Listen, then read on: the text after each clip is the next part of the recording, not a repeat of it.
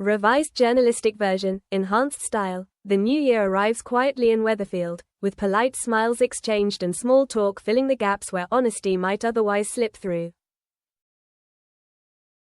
There are pleasantries about late nights and half-hearted resolutions, conversations that skim the surface while something unspoken simmers beneath. A wedding is coming, after all, and with it, expectations, obligations, and the fragile hope that happiness might finally settle in. Family kitchens buzz with domestic warmth, pastries from a fashionable Italian bakery, kettles humming, gentle teasing about wedding dates and summer plans. Debbie, glowing with anticipation, insists she's happy. Of course she is. Yet even joy has a price in January, and a borrowed £20 becomes a reminder that life doesn't pause for romance. Preparations blur into pampering sessions and forced cheer. Friends gather, champagne is coaxed open, face masks applied with loving enthusiasm. Laughter flows easily, but it can't entirely drown out darker conversations, quiet mentions of abuse, confidential stories that remind everyone just how thin the line is between safety and fear. Gratitude mingles uneasily with guilt. As the celebrations continue, tension slips back in through the cracks. A raised voice here, a careless remark there. Love curdles into control, affection into accusation. Todd and Theo's relationship, already bruised, fractures further behind closed doors. A moment meant to be playful spirals into something frighteningly familiar, apologies tumbling out too late, confusion masking harm, promises clutched like lifelines.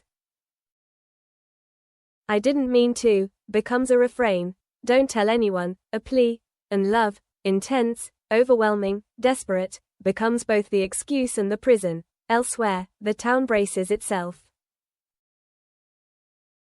A fire leaves more questions than answers.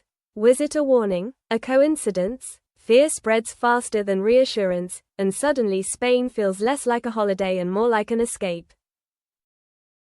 Decisions are made quickly, urgency disguised as certainty. Still, the wedding looms. For Debbie, it represents defiance, a refusal to let illness or family fractures steal her joy. She clings to the promise of one perfect day, urging estranged brothers into a fragile truce, begging for peace, if only temporarily. Love, after all, is worth fighting for, at least that's what everyone keeps telling themselves.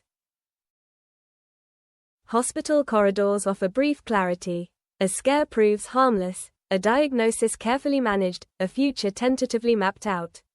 Plans resume, smiles return. The chaos is laughed off as indigestion or nerves, but not all hearts find resolution so easily. Somewhere between voicemail confessions and unanswered calls, one love story quietly unravels. Words of devotion turn into farewells, acceptance arriving not with relief but with resignation. Others, watching from the sidelines, wonder when it will finally be their turn, when grief will loosen its grip, when love will come without pain. As night falls, bags are packed, superstitions laughed at, and promises whispered. Tomorrow will be beautiful, they insist. Tomorrow will be different. Tomorrow, everything will make sense. Yet beneath the champagne bubbles and wedding plans, one truth lingers stubbornly in the air. Not all love heals. Some love hurts. And sometimes, the hardest resolution of all is knowing when to walk away.